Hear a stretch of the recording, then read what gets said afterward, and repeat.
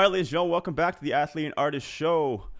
I am the host, the artist host, Kyle Fortch, alongside professional hockey player, multi-gold medalist Zach Boychuk. Today we have a great guest in. He's the founder of Talent X, Annie Energy, Crosscheck Studios. He has developed some of the biggest influencers in social media. Dave Portnoy once called him one of the most mysterious, obnoxious, and interesting humans who ever walked the face of the earth. Michael Gruen, how are you, man? I'm good. With an intro like that, I'm doing great.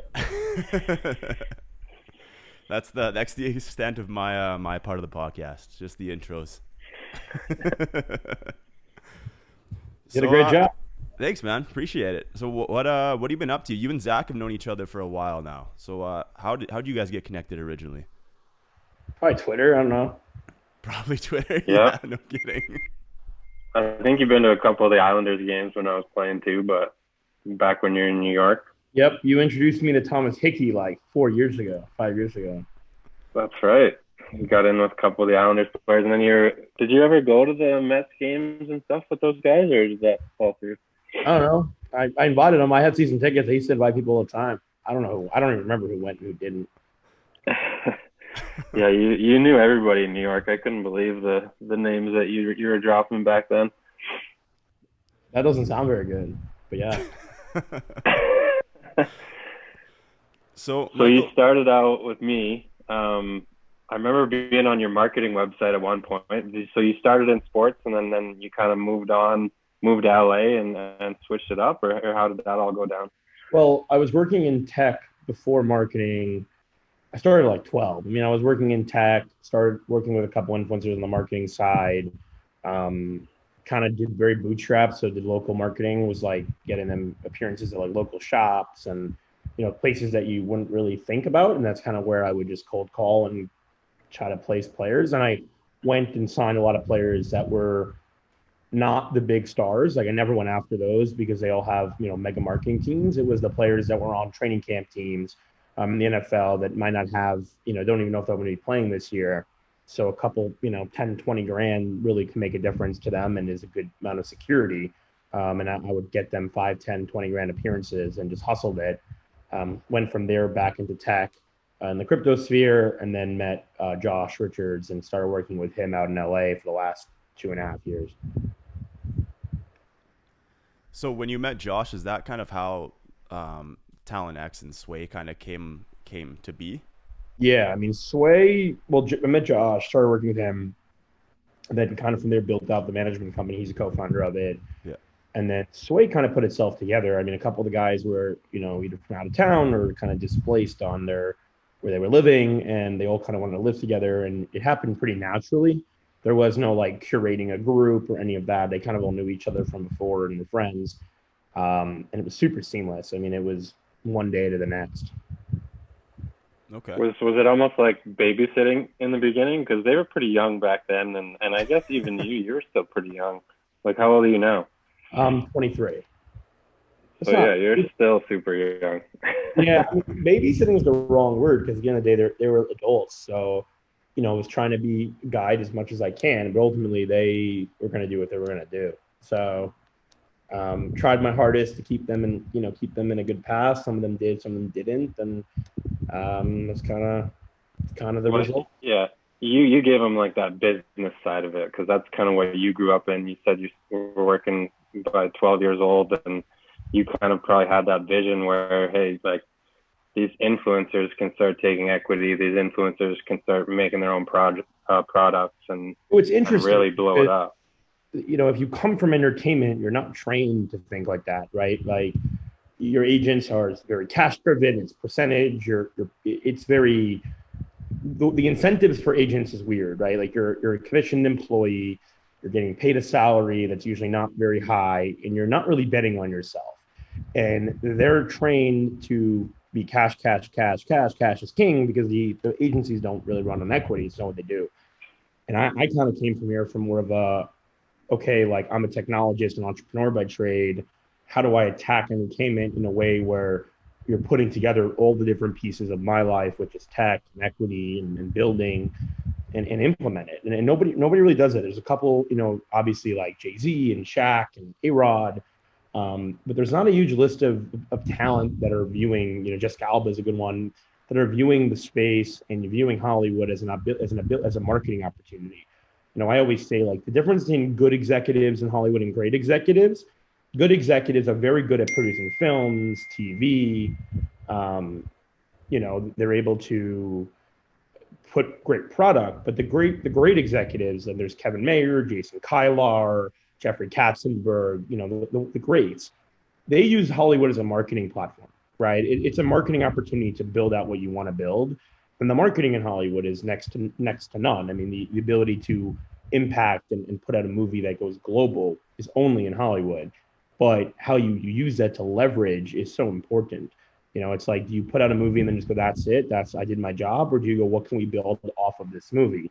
And that's like one of the things I'm working on, is structuring the movies and TV deals that we're doing to allow us to keep some of the rights, get back end points, because that's new. With the streaming services now, back end is a lot less from a dollar to dollar perspective on the actual film. So it's all about the product and the marketing and the merchandising side. Movies are being seen by a lot more people, but it's making a lot less gross for the talent. At what point did you look at everything you were doing, whether it was with Talent X and Sway, or even before that, where you looked at it and you were like, there's something special here, and there's no limit? The minute you met Josh? Yeah, I mean, that's why I left. I was making seven figures and I was living a great life, but I saw something about Josh that I thought was very unique. And part of it's his dad's a calculus teacher, his mom's a speech pathologist. He grew up in a strict and loving household. That they're both married. He checked a lot of very unique boxes to me that made it where this kid actually has the ability to succeed in a big way. Because most of these influencers, they come from broken homes. They're not taught anything about business. They don't realize that fame is fleeting, money's fleeting. All this shit goes away, and there's a timeline. And the agents, they don't think they're going to keep a client for 10 years. They're trained to have clients leave. That's the model, right? It's basically a pass around pony. It's hot potato to each agency. There was CA one day, WME, then UTA, then ICM. It's a pass around the potato thing. So I was kind of like, okay, so those talent don't even understand that their fame is going to be fleeting. They don't see it. And you have no parents at 19 years old with $3 million in the bank. What are you going to do, right? Like, you go to some of these influencer houses, they're drunk at noon every day. And, it's like, it's good for a bit. And then what happens, right? And then they go away.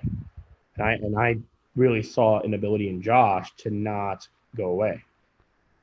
So is that kind of why you not split up, but, kind of took Josh and Griffin under your wing and kind of just started peeling them in that direction where they would be able to, develop something that would last their entire careers? I offered it to everyone. We were structuring these deals, and it was very much a come join if you want and don't if you don't. I don't try to get in their face. It's like, some appreciate the ability to know they're going to make long-term money and be secure and take some of those, larger gambles and do, work that could end up being no money, right? If you're doing work for equity and then the company goes to shit, you're left with zero, and there's not a lot of influencers that are willing to do that. Josh and Griffin were, and for a while, Bryce did it too. Bryce was doing stuff with us. Blake did a couple deals. Noah did a couple deals, and it's still like that. It's like, anyone who wants to come join us can come join us. If you don't, no worries, no pressure. I don't think pressuring, or you can't convince people to do this model because it gets very disappointing, right? Like, you do 10 companies that go to shit, and then you have one that's an Uber, and you just made yourself $25 million. And that really is how it goes. And sometimes it's 50 companies, 100 companies. So for us, it's like more about quantity and quality, right? You got to do a lot of the really top deals to make some money back. And not every influencer sees that, and that's okay. Not everyone has to do everything. Yeah.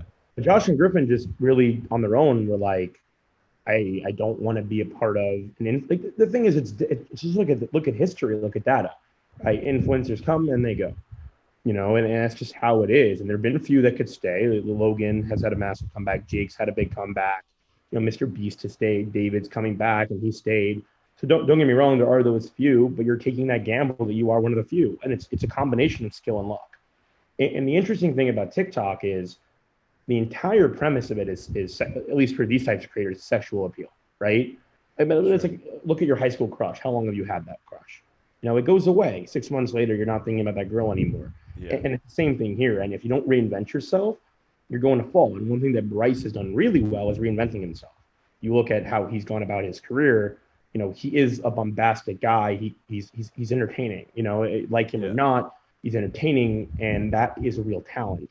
But if you go look around the TikTok community, at least the mainstream TikTok community, they're based on lust. Lust doesn't last. So what Josh did and realized was, how do I, number one, pivot, right? Like the Barstool podcast, et cetera. How do we create more opportunities, more fans, more people? And then number two, how do I create entities and businesses that if everything goes to shit tomorrow, I'm still okay?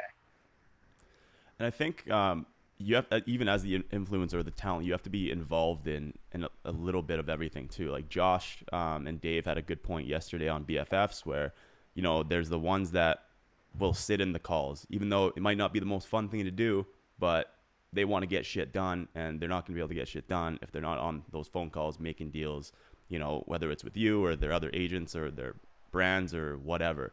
And then there's guys who are lazy, who don't want to get on those phone calls, and they want the money, but they don't want to put the effort in to get the money. That's anything in life, right? Like all these kids that graduate from college go, where's my $50,000 starting job? Where's my $75,000 starting job? Got to earn it, man. Yeah. The end of the day is like, people want to say, oh, Josh is famous because of his looks. I mean, you can argue that, but it's what you've done with those opportunities. Everyone's born with a set of opportunities, right? Like there's a lot of people that have Zach's ability DNA wise. There are a few that use that DNA to do what they could do out of it, right? And go to the NHL and do those types of things. And that's the truth. Like there's a lot of good looking people out there, right? And there's only a few that have made it and have figured out the algorithm early and have been on the trend. That's just the game, right? Like, I don't know. There's some skills that people have that they just don't use. It's like you opportunity, and it's like timing, opportunity kind of meet together to breed success. And people don't understand that. If you don't walk through the doors when it opens, you can't expect to be successful. And for sure. And that's just how it is. But you don't have to be successful. You don't have to do that. It's up to you. Each person. I don't judge it. It's like, go do whatever makes you happy. For some, that's going fishing and going golfing and enjoying their day. And like, look, if they want to do that, they can do that. How did the NHL ambassadorship come across for Josh? Like, obviously, he's a Canadian kid. His TikTok following is insane. The NHL is trying to get out in the TikTok world, get reach to younger fans. So did they reach out to you? How did that deal come across? So it actually came across. You gotta remember, we've been building in sports content into his content for months now, right? It's like he played with the lacrosse teams. He plays. He's just been doing those types of things for a while now. And slowly but surely, the team started taking note. He's friends with Steve Cohen, owns the Mets. He talks similar time. He's been wearing Mets gear and different sports gears. He does the Barstool podcast. He appears in WFAN every week. So sports fans just started getting to know him. And one of the executives at the NHL reached out. But that's, he prepped his way to get to a point where, in some ways he is in sports culture. He's, giving punditry on New York sports. He's doing Barstool. He's in a lot of their content. So he set himself up to be in that spot, so it's a combination of opportunity and luck and his own work and just working through it. Fair enough. Yeah, that's a huge deal for Josh. Yeah. And then, there's more stuff in the sports world we're working on. We're working on a show right now that just sold that is in that same similar categories. I mean, it's you got to take what people love and work with that, because if they're doing what they love, they'll never be working another day in their life. And that's what we try to do. But people don't get it. They think like, oh, Josh is forced. It's like he wants to be doing this shit because he gets to do things he loves. I mean, he owns an NBA agency. It's like he represents we represent 4 NBA players, signing a bunch of others for the NIL and for 2022. He loves that. He gets to interact with NBA players, young players. Like that's the honor and fun of a lifetime. It's work and you make money from it and you're running a business, but it's a crazy opportunity. Yeah. And at the end of the day is that's he knows that in a year from now, 2 years from now, no matter what happens to his career, he has a business he can run and something viable, and it's been a great journey for him. Yeah, the amount of shit that you guys do is insane. Not everything works, right? Part of the problem is people are scared to fail. right? Like I don't subscribe to the whole like, oh, you should love to fail, but I also don't subscribe to the idea that failure is bad. I think failure is a natural part of doing business, and if you're ambitious, you're gonna fail. You know, it's like, hey, trust me, there's been times I'm sure with Zach, you know, you were like, fuck this whole hockey thing as a kid. It's like, it's not worth it. I'm losing out on this, losing out on that. But at the end of the day, is if you stick to it, good things happen. And it's the same thing. You know, it's if you look at things on a one-to-one basis, you'll be pretty miserable. But if you look at things on an overall, you know, wins loss tally, that's what I do. It's like you only need one win to be rich. You only need one win. No one remembers. You know, like my friend is one of the co-founders of Netflix, a guy named Mark Randolph. He had like 5 failures, but no one fucking talks about it. They only talk about Netflix because who cares? At the end of the day, he co-founded Netflix, and that's what matters. Fair enough. We know you have to get out of here pretty quick, so Chucky, should we end off on some crypto talk, or? I've got 13 minutes, so do whatever you guys want in that time. Cool. Did you say that you moved out to LA for crypto? Was that what I heard? Or yeah, I moved out of there. Yep, sorry. And that was like 3 or 4 years ago then. Yeah, there was a big crypto community in Santa Monica. And one of the companies I co-founded was based out of there. So I moved out to work on it. So are you still into that, or are you kind of moving away from it a little bit? I'm in it as an investor. I'm not operational on any of those startups. Are there a lot of like projects reaching out to you and Josh and everybody to like promote and stuff like that? Yeah, I don't go near that shit. You know, the original crypto people don't like what's going on. I know you're involved, so I want to watch what I say. But, you know, like as a real like original OG, I mean, I invested in Bitcoin at 2014. So it's like I've been in this for 7 years. Like I don't touch any of these shit coins. I play around with Doge as a toy, but I don't think it's viable. I'm a Bitcoin maximalist, so I'm not like even Ethereum. I'm kind of just like it's a good short-term hold, but I'm not big on them. So at the end, I think the NFT space is really cool, very overblown, and at this point oversaturated. You know, I like the fact that crypto and blockchain is becoming a known technology among the masses, but what's come of it has not been great, and there's a lot of people getting scammed, losing money, and a lot of influencers don't even realize what they're doing, pumping up cryptos that actually have no backing or basis and are literally being dumped when they're promoted, and it's not a good thing. And I think the SEC or the FTC will come down on them at some point. I think it'll be a pretty large investigation. Yeah, you can definitely tell, like, from the world that I've been, like, I only got into crypto a couple months ago. My dad gave me some Bitcoin and was like, hold on to this for 10 years. And then I saw, you know, Dave Portnoy tweet about a shit coin, and I saw some other people tweeting about, you know, meme coins, and I just started buying, and I lost a lot of money in the beginning, and I was like, yeah, this isn't too much fun, but like it's just like it's two different worlds. There's that guy in the business of pump and dumping, and he loved it. Well, I mean, there's like the Bitcoin maximalists who are like only Bitcoin, maybe Ethereum. Yeah, so they hate the meme coins. So those are the ones that are correct. Yeah. But then there's other people who are like in the meme coins and making money off these like crazy ones that will 10x, or you get rugged, or like a YouTuber will promote something and it's a complete scam. So it's like it's a kind of a crazy world. It's like the wild west. But I get into meme crypto, then it's like Chainlink at least is like a legitimate cryptocurrency. You know, there are some that are deep into meme culture, but like when you're getting tit and ass coin, it's just like I'm out.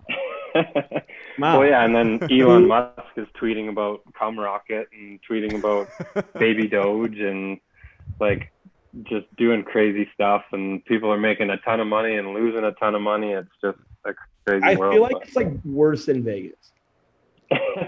Probably. Like Vegas, at least you have like a 60-40 odds. Here you have like nothing. It's like a lottery pick. You're gambling like very bad odds. It's like it's kind of dumb. And it sucks when you want to be nice too, and you're up a shit ton of money, and then you can't pull out because it'll just fuck everyone. That's the one thing about crypto. Your pull-out game's got to be real strong. That's right. Legitimately.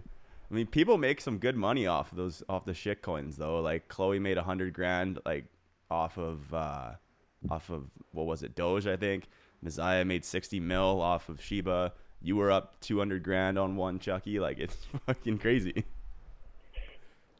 Some are very profitable and some are straight to zero, and 30 seconds. Yeah. So Yeah. you really got to do your research or pretty much get lucky. Basically, Zach's putting out the disclaimer now for all of his Twitter. Exactly. Not Yeah. financial Not advice. financial advice. Do your own. Buy this thing right now. It's going up. Not financial. Exactly. I like it. Michael Gruen said, I don't know if we're just going to add that to the next coin we promote. Just have Gruen's face, buy this right now. No, I'm just kidding. I don't even know what the rules are in Canada, but they're definitely not as bad as they are in the U.S. Like, a lot of those influencers are going to get in big trouble for what they're doing. Yeah, like the FaZe Clan. Shout out FaZe Clan. Yeah. So, Michael, what do you think the future of crypto is right now then? Not necessarily a coin, but... Bitcoin. Bitcoin maximalist. It's that's it. It's Bitcoin's game to lose at this point. It really is, and I don't see anyone even coming close. Okay. Ethereum is really interesting because it's a utility token, right? There's actually a lot of utility from the blockchain of Ethereum and what it powers. So I think Ethereum has a place in the economy, but what Bitcoin is going to become, like Bitcoin will stabilize, like at 250, 300 grand, it'll stabilize and go up at the inflationary rate. Like, Bitcoin is the best hedge against inflation with an own quantity. And I just don't see anyone else really being able to do it. It's the closest dynamics to gold for a bunch of reasons. And I don't really see another crypto being able to take over its market share. I do think there are other cryptos that will be able to provide utility into the economy, like EOS, Ethereum, that will power dApps and be used on the blockchain level, et cetera. So I think there's a place for Ethereum. It's why I still invest in Ethereum. But from what's going to be the dominant currency of the future, I put a really big bet onto Bitcoin. There's also the other thing called WorldCoin that Sam Altman is co-founding. I don't know if it's out yet, but that I saw that deck and it's really interesting. And that has a really good chance to be similar to the dollar. And the stablecoin market's great. I'm a big believer in the stablecoin market. And as they start to give them reserves and financially backed, I think it's going to be a massive movement of the next. I think like after NFTs are kind of kaput, it's going to be a big stablecoin movement. Okay. So do you think the meme coins are just a fad right now then? Yeah. I think it's run by fools. How long do you think it'll last? As long as fools are around. I saw something that like the banks and the government created meme coins so that people will put their money into that, and then the government and the banks can scoop up all the Bitcoin and just laugh at the guys that are picking up the meme coins. No, I don't think that, but I do think it's run by people, opportunists, and a lot of people with bad intentions. Yeah. I mean, the thing is, when Bitcoin started, it was nothing. It was an experiment, right? Like, the intention of Bitcoin, isn't really relevant as much as it is to know that when it started, it had a zero market cap and it was like experimentation. Now it's just like every opportunist that can develop a little bit of code is like, let me produce a coin. They're not on any exchanges. They're hard to sell. You get your credit cards hacked. Like it's just dumb. And it's like Coinbase is like inundated with new coins. Binance, Bitfinex, they're all just inundated and they're not taking on these shitty coins. Yeah. So you're buying them on like third-party weird exchanges where you don't know what your real crypto is. You're not actually owning your crypto. You're owning the rights to the crypto because these exchanges, they're not giving you the actual Bitcoin. They're giving you the rights to the Bitcoin, which can get really funky on these shit coins. I'm not in favor of it. I very strongly recommend against it, and I hope people stop the charades because it's not funny. Yeah, to each their own for sure. Yeah, I mean, look, do whatever the fuck you want. I mean, if you want to throw your money down the toilet, just call me. I'll take it. But if you want to invest in it, have fun. I just, from a viability perspective, it's just not there. At least not yet. Yeah. Could I see Doge becoming something? Sure, but even then, it's like dollar to Doge to a dollar, and then it stopped at like 60, 70 cents. Like, that's pretty. Yeah, it really crashed there. Then it went the whole market crashed, but it seems like it's picking up the last week or two. Elon can only hold up the ceiling for so long. I think the Zach Boychuk e-news looking pretty promising there. Yeah, I came out with my own coin. Did you hear that? Did you really? I legit. What does developer reach it adapt? Like, does it power adapt, or what's the utility? It was like NFT, like not much utility, just straight up meme coin. Zach E-new it was called, and It's still kicking around. It's not one of those like full on, you know, ones that went to zero, but it's not Bitcoin, that's for sure. It's not Titcoin either. It's not, but very comparable, more comparable to that. But very comparable. So, you're now back in LA. You were in Miami for a bit, right? So I'm everywhere, man. I'm in LA right now. I'm going to Atlanta on Sunday. flying and I'm everywhere. in Vegas for Summer League in a week. Oh yeah. So I'm all over the place. You got clients and playing in the summer league or what? Yep. Yeah, and I'm going to, one of my friends is in the finals of a tennis tournament. Oh yeah. The #1 U.S. tennis player in the world. Kid's fucking machine. Taylor for You really do it all, eh? Like you got hands and fucking everything. Dude, it's like you gotta have your friends everywhere. That's right. You know how it is, Zach. It's all about networking. I think I learned that from you. Dude, it really is, bro. Like you follow, you know, it's like how do you get rich? Just do what Mark Andreessen does. You know, invest in what he invests in. You'll get pretty rich. It's not that hard. Yeah. Getting rich is not that hard. It's kind of overrated. It's kind of overrated. For some guys, yeah. It's pretty overrated. It's not what motivates everyone. Money is not the motivating factor for a lot of people. You know, so it's like for them it doesn't matter. But for people that really want to get rich and are like that's their goal, it's really not that hard. But your home base is LA, like now? Yeah, it's become that, unfortunately. I hate LA. But how'd you like Miami? it was cool until every loser started coming, right? For like a little bit, it was like this exclusive, like only senior executives. Like it was so cool. And then all the losers are like, oh, we can go there too. And then it becomes like loser fest. And I'm just like, all right, bye. All right, bye. Like celebrities go somewhere, like cool people go somewhere, and then all of a sudden it expands and expands and expands. And then the celebrities don't go there anymore. And then everyone else still goes. Like it happened to Melrose in California, like in LA. There's a street Melrose. All the celebrities used to shop there. And then everyone started going, and the celebrities said, we're not going anymore because it's too crowded. And then everyone goes there, and the celebrities go somewhere else. Well, it seemed like during the pandemic, everybody was just trying to get somewhere where there was like no rules or whatever. It's all about girls, huh? It's all about pussy. For some, yeah. You know, for some people. Are you still with your girlfriend, Zach? I got a new girlfriend now. Oh, that's cute. You're going to marry the other girl. Yeah, we were together for 7 years and didn't work out. Talk about marrying her, bro. Kyle, you ever have people on that know Zach from like that long ago? No, he won't bring him on.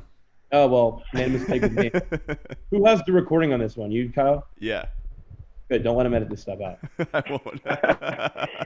Keep it going. So everybody can follow you on Twitter, Instagram, just Michael Gruen. Is that your tag? I honestly don't know. I know that my Snapchat Clubhouse. You're a star on Clubhouse. But I'm never on. You know, we're anymore. We're investors in Clubhouse. Oh yeah. Yeah, but I love Clubhouse. I think it's great. But now it's too public. It's open. It's who I am. Yeah, it started going downhill when they started giving everyone like 7 invites. I was like, this is fucking stupid. But like again, it's the cool part. It's the same thing with like Melrose and in Miami. It's like the beginning. It's like the cool kids club. You know, relevant people in the space. Now it's like there's fans of like Josh on the app. So it's like I can't even talk freely and have like a fun conversation because they're all there. Yeah. It kind of ruins its point. You know, I used to go on there baked as fuck and just like chill. I had a rule. I only went on Clubhouse either when it's planned, so it's like a planned event that I'm on, like scheduled on my calendar, or I'm on. All right, man. Fun. That's crazy. Well, thanks for your time. We really appreciate you coming on. I'm happy to help however I can. Kyle, it's great to meet you. Zach, always a pleasure. Man. Thanks again for coming on last minute. No, of course. We appreciate you making the time in your schedule. So hopefully we can do this again sometime. And yeah. Next time in person, though. Yeah, man. Let's do it. Sounds good. See you guys. In Vegas. Awesome. In Vegas. I'm down. Zach, don't tempt me with a good time. All right, buddy. I'll see you guys. All right. See you later. Talk to you later. This episode is sponsored by RAKUCoin. RAKUC. I swear I see this token trending on DEX tools like every day. It's a meme coin, utility coin. Here's the ad read. It's a token developed for the purpose of software and technology, utilizing the hype of the meme coin tagged to a dog's name. Developers are currently full-time focusing on this token's project, It's a long-term project that is focusing on major developments of NFTs, decentralized exchange, mobile apps, games, technology, etc. Holders earn 3% per transaction while holding on the tokens in their wallet. Their first product, called Raku Vault, just launched, and it's a farming system that allows holders to farm for their ecosystem's tokens, Raku Doge, to get more rewards. And we know we love the reward tokens. We've been collecting Bitcoin and Ethereum and all these different rewards. So you can stake and farm and do it all with Raku coins. So what have you been up to since the last couple of weeks? It's been a while since we've actually had a full episode with it's been a couple of weeks actually. Shit, we got busy there after Stampede. But Stampede was fun, I think. A little too much fun for me, but yeah. How many days did you go? I went 10 every day. 10 out of 10. Every day, yeah, every day but the sneak a peek. So I did 10 out of 11. And you had to get a COVID test every day? Every single day. When you had to go to National North? Oh, man. Every day, man. That's a good shift, though. I remember when I was back in my younger days doing, 10 days, sometimes more sneak peeks and a couple days before. But now I'm getting older and got to focus on my training, Yeah, it was fun, though. I mean, like, it was really nice seeing live music back again. I'm a big concert guy, obviously, being an artist. So it was awesome to see, people that, in my line of work, living their dreams again and being able to get back on the stage. Then it was a lot of fun. I got a little emotional during some of those concerts, just seeing everybody back up there. But I definitely spent a lot of money. But I also made a decent amount on crypto, so it was okay. It kind of balanced itself out. That's all you need. You just need to live a balanced life. Yeah. And going we went to the rodeo together the one day and got to see Brett Kissel, who was a guest on our podcast, and just watching. I think I've seen a good amount of the concerts in your Snapchat and your Instagram stories, so I felt like I was there too. So. Yeah, I was definitely on one in terms of posting all of the concerts. It was bad. I would look at my stories the next day, and it was just like a million fucking mini dots. I was like, wow, I posted a lot last night. Well, that's good though. You're passionate about your craft. You want to be an artist. You gotta live it. So it would have been nice to see you get up there with Kissel though. That would have been fun. Maybe at some point. Hopefully in the future. Yeah, he hinted at it, but hinted at another show. So hopefully we'll see what happens with that. But I got there every day at 2:33. The concerts didn't really start the headliner didn't start till 9. So it was a long day getting prepared, but I'm not waiting in those lines. Yeah, the Calgary Stampede lines, for anybody who doesn't know, they're not fun to wait in. So no, you got to get there early or have a VIP guy like Lenny that we had that just walked us in. But yeah, we've got a guy now. We got a guy. No more lines. For anybody that doesn't know, Calgary Stampede is it's like a country style Vegas. It's 10 days. You got all these music festivals and rides, and I think you probably got bottle service a couple times during the 10 days, and it honestly feels like Vegas. It's not. Yeah, it's insane, man. That was my first time seeing the actual Stampede rodeo though too, which was really fun. Appreciate you inviting me to that. No chuck wagons this year though. Have you ever seen the chuck? Yeah, I saw the chucks a couple years ago. I was right beside the track. My other buddy had a connection down there, and we got to go hang out by the track, which was cool. Got to spray it around with dirt. It was pretty fun being that close up to the actual event. But I know the rodeo was really fun. It was good seeing that. Probably, I've, like I said, never been there. So I've been going to Stampede again since 2012, since I moved back to the city, and first time ever seeing the Stampede rodeo. Obviously, I've been to a rodeo before, but it was cool seeing that event. And I mean, it was the emptiest I've ever seen it though. It was very empty. It seems like a lot of people kind of stayed away, and the hotels weren't as busy too, so people weren't coming from all over to But it's nice that the Yeah. city of Calgary could just put it on, and Alberta opened up, and Canada is looking to get back on track, and Yeah. it's been an interesting last year and a half or 2 years. Yeah. So it's good to feel a little bit normalcy again. Yeah. I think the stat that I saw was there was only like 70 something people that contracted COVID at Stampede this year. Yeah, that's pretty good stat. And there was just over 500,000 guests this year, I think I read, which normally that's low for the Stampede. Normally there's over 1 million, but yeah, that's pretty good number percentage of people that low that was safe. percentages. Yeah. Yeah. So Canada must be doing something right. Yeah, we've been pretty locked down, but props to the Stampede for getting it done and letting us have the Stampede back after missing it last year and letting everyone enjoy themselves in a safe manner. So that was great. Anyway, what else have you been up to since then? Yeah, just training. Been on the ice quite a bit. A lot of my buddies are back from their NHL teams and from Europe and stuff. We've been skating hard, and I leave pretty soon to go back to Germany and start the season over there. And feeling pretty good. Feel like I made good use of my summer, and ready to get back at it. When do you guys actually start playing? Like, when's your first game? We have our first regular season game is until the middle of September, but we have the Champions League games in August where we play against the top teams from Sweden and Finland and Switzerland and a bunch of different countries in Europe. So they're trying to make it kind of like how the soccer leagues do it, or football, or whatever you want to call it, and see who the top team in Europe is. So hopefully we can do well in that little tournament throughout the year. How do you think you guys are going to do during that? I think we'll do all right. I mean, the Swedish teams are really good, so we'll have tough times against them. But we were the top team in Germany last year, and hopefully we can carry that momentum into this year. And I'm just looking forward to being able to travel around Europe again.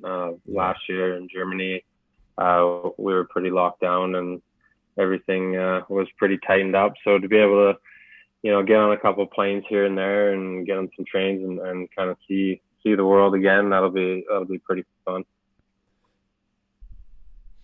Awesome. That's sick, man. That'll be sweet. Do you know if it's still pretty locked down there, or is it starting to open back up down in Germany? Or it sounds like things are pretty open over the summer. I think there's some places in Europe that are doing a little bit of a shutdown again. Yeah. But I'm kind of just figuring it out once I get there. I got everything lined up for my flight and got both my vaccine shots so I can travel wherever I want, and now I'm ready to see what it's like over there. Awesome. Are you bringing the girlfriend? Girlfriend's staying this year. She'll come visit a couple times, and yeah, she's excited. Hopefully she'll be able to come visit. Fucking Gruen just sewering you.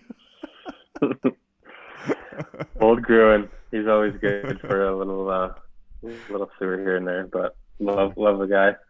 That's funny. Yeah, and what about you? You're after Stampede, you're recovering now?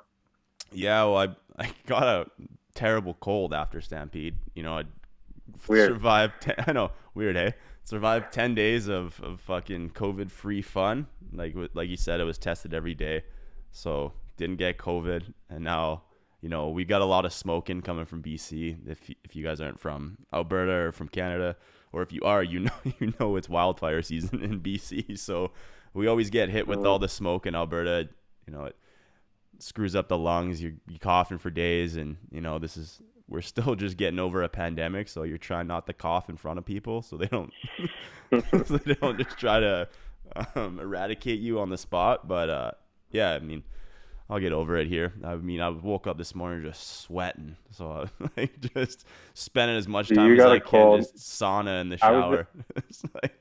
I was in the hospital the other day because I decided to lift weights at the gym that I've been training at for 18 years, shut out crash conditioning.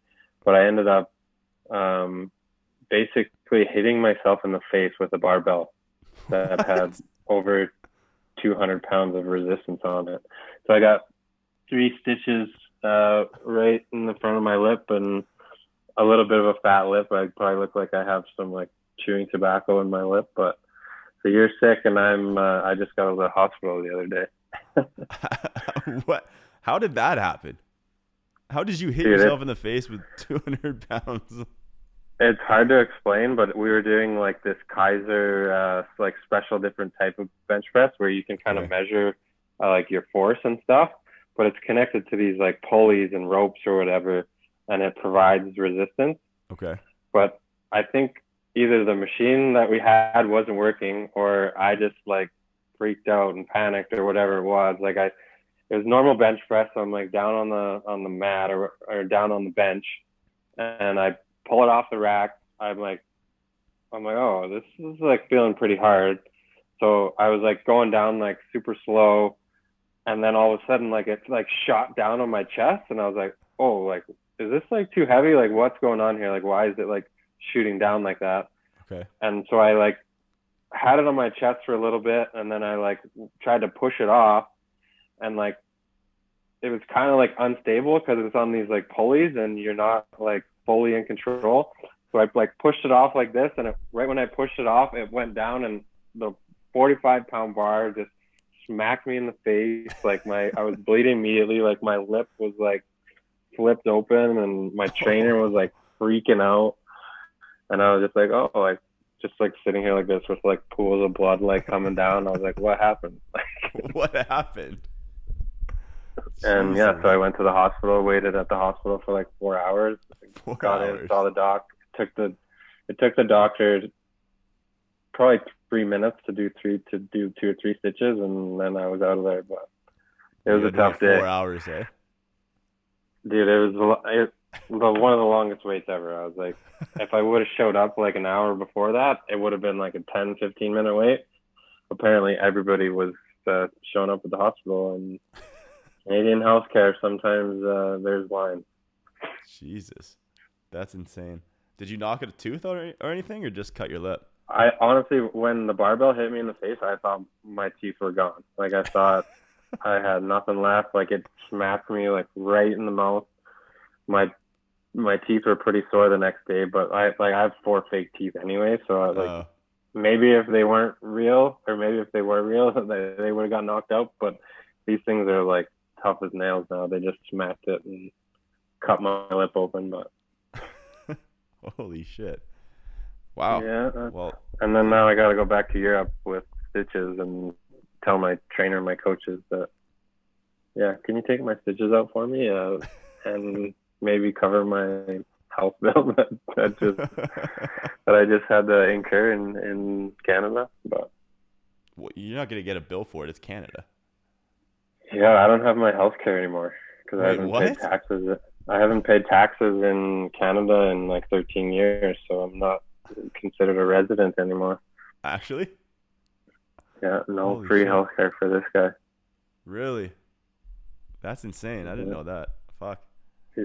I got German insurance, so I'll see if that'll cover most of it. But yeah, it was like $1,300 for 3 stitches. Like that's $850 just for showing up to the hospital, and then $350 for the docs, like 4 minutes of stitches. Holy shit. But, yeah, Damn. part of the gig, I guess. I've been working out for like since I was like 12. So a lot of years, and I've never been injured like at the gym. And I don't think many other guys have really been hurt either. But tough go. I mean, I've dropped like barbells down my legs doing snatches and shit, but never actually hurt myself. Never actually dropped a barbell on your face? No, I've never done that. Never done that. It happens. Did you watch the draft at all? Yeah, so I heard a few of the guys that got drafted. There's a couple of guys that were working out of my gym that got drafted in the 2nd or 3rd round, I think. And who was that? I know Owen Power was the 1st overall, right? And then a couple crazy picks that maybe you want to talk about. I mean, some interesting ones. I think I had like everybody text me and call me like saying like What did Montreal do? What's the deal here? So you want to touch on that? Yeah, so they picked Logan Malo. I don't know how to pronounce his last name. But is he Swedish kid? I don't think so. I'm pretty sure he's from Ontario. Okay. I know he plays for London in the OHL. I don't know if he is from. And he literally renounced himself from the draft. He said, "I don't want to be drafted. I need to grow up. I need to do this." So he was born in Bell River, but he went out on a loan to play in Sweden because the OHL wasn't playing. But he was playing in Sweden at the time. I gotcha.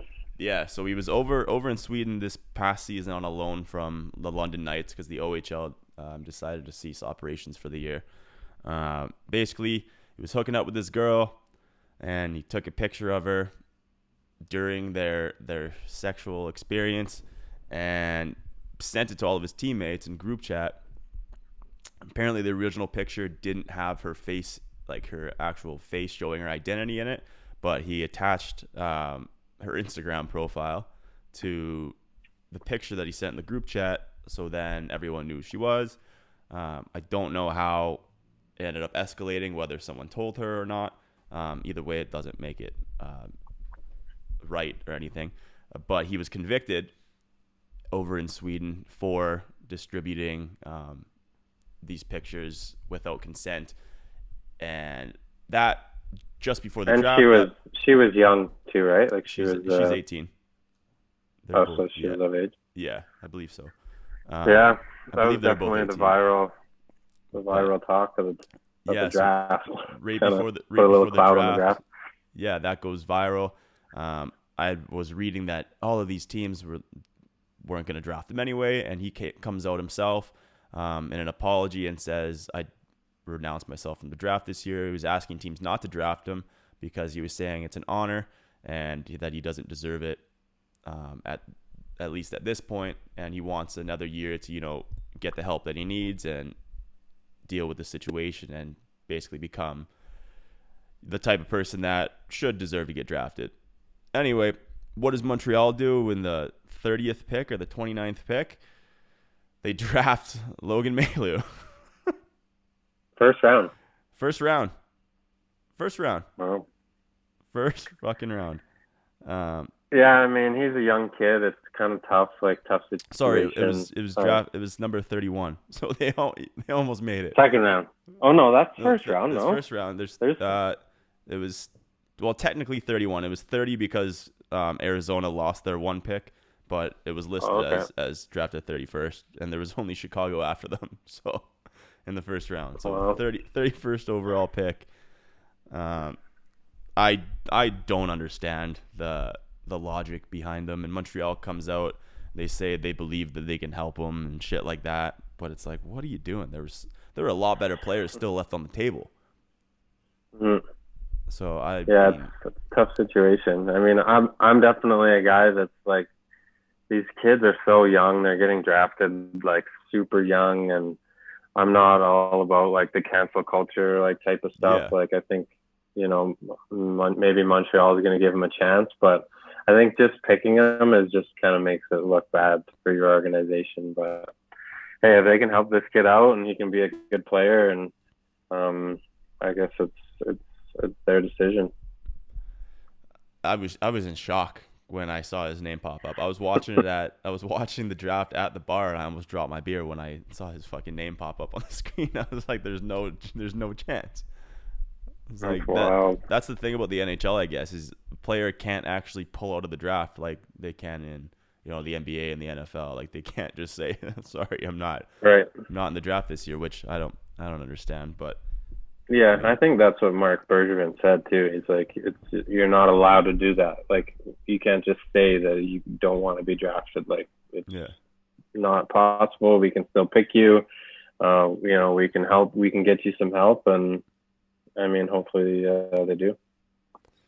I wonder if he signs. Well, who knows? Maybe he'll use it as a way just to really bounce back. I mean, to have something like that happen to you at such a young age, you make a stupid decision, and You know, you're kind of painted that picture. You're known for that now. So Yeah. we'll see if that's going to be his legacy after all. Well, when he comes out and says that he doesn't deserve to be drafted, yada yada yada, and then gets drafted, now it's back on him, because he can either tell Montreal to suck it and basically be like, I'm not signing with you. Not right now anyway. I don't even know if they're offering him a contract right away, but it's kind of balls back in his court. Like, does he follow through on what he was saying in his apology, or does he say, oh, screw that? there goes that PR stunt. Like, that, it worked and I'm drafted. Now I'm in the NHL. Yeah, Like, I don't know. I mean, he won't be able to sign anywhere else, that's for sure. So it's kind of, if he wants to play in the NHL, he's going to have to play for Montreal. But see how like his next couple of years go. Obviously, he's probably still young and can play junior or play in Europe and see how his development goes. fair enough. Any other input on the draft?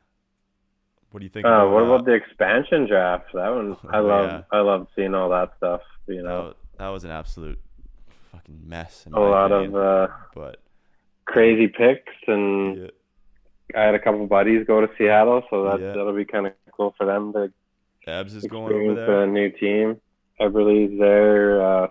The Fleury brothers are there, and you know those guys too. Yeah, they're Calgary guys. I played with Fleury in Carolina as well. So okay. Yeah, Giordano, he goes there, and Gio, it figures the Flames would just let their captain go for nothing. Shocker. I've been saying they needed to trade him for the last 2 years, and what do? They just give him up for nothing. Like, are you fucking Here you go, Ron Francis. You can have him. See how he does. But I heard they were trying to trade him already, so I don't know. Yeah, but like, there's a difference between trading him and getting something, and then just giving him away. No, I mean, Seattle's already talking about trading him. Oh, really? Yeah, there was rumors that he was going to New York or something like that. So what? I don't know. It was definitely a crazier draft, I thought, than the Vegas one. Like the Vegas one, all the deals that happened before and the picks, it just seemed like their team was like ready to go. For the Seattle team, I feel like there's like something in the back pocket. They have a lot of cap space that they can work with, and it's time for them to start dealing maybe now. Well, they've already missed out on some of the big free agents. I mean, Ovechkin just re-signed.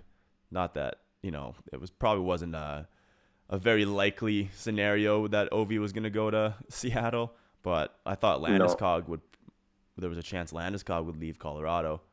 Missed him. Mm-hmm. They got Grubauer. That's a good pickup. That's a good pickup.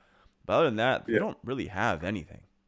Like they've got Ebbs, Gio, and Grubauer. Like, who are their other stars right now? Like, they don't have a solid core of guys. Yeah, I'm pretty sure their highest paid forward is Ebbs. So yeah, he's kind of their star, and they'll build it around him. And like, I think with that much cap space, that there's teams that are really struggling to stay under the cap, so they're going to be trying to get rid of players on discount. So, like, if you can get like a Nylander, you can get like somebody from one of these teams for cheap just to relieve another team for cap space. I think that's kind of Ron's plan, but maybe he's got something else in the back pocket. But right now, I wouldn't be betting on them making the playoffs. That's for sure. You need to get your agent to reach out. Maybe you can go play in Seattle instead of Germany. Yeah, they should bring me on. I'll go play in Palm Springs for their farm team and get all the boys pumped up. Is that where their farm team is? Palm Springs? Yeah. Well, this year it's in Charlotte, so they're splitting with another team, and then next year they're going to Palm Springs. So that'd be a sweet place to play in the minors. But yeah. Jeez. How is Seattle's farm team in Palm Springs? That doesn't make sense. I guess both West Coast, but yeah, maybe the executives, when they go down to see the minor league players, they want to go somewhere nice, and Palm Springs wouldn't be a bad place to go watch some hockey. Nice little golf round in. Yeah, exactly. Sounds pretty good. Fair enough, man. Anything else you got? Anything else you want to cover today? No, I think it's nice to get back on the podcast after, a couple week little summer break there. And, I'm leaving here back to Germany. So it's, we'll try and fit in as many episodes as we can. We got some big guests lined up, and it was a fun little first season for us, I think. Yeah, for sure. Yeah, we don't know what's exactly going to happen when you're in Germany, but we'll try to figure it out and set up our schedules so we can continue it for the most part. Yeah, like you said, we've got some good guests coming up, so hope you have a safe flight over to Germany, and you guys do well in the Champions League. Hopefully you guys can get another ring. I know your owner loves his championship rings, so hopefully he can get a second one this year. Gotta get him his 9th. He's got 8 with Berlin already, so we'll get him one more. Jesus, that's crazy. Awesome, man. Nuts. Cool. Yeah. All right. Well, that's it for this week's episode, ladies and gentlemen. Again, Chucky, hopefully you have a safe trip out there and a good champions tournament, and then you get right into the season after that. That's right. Right into the fire.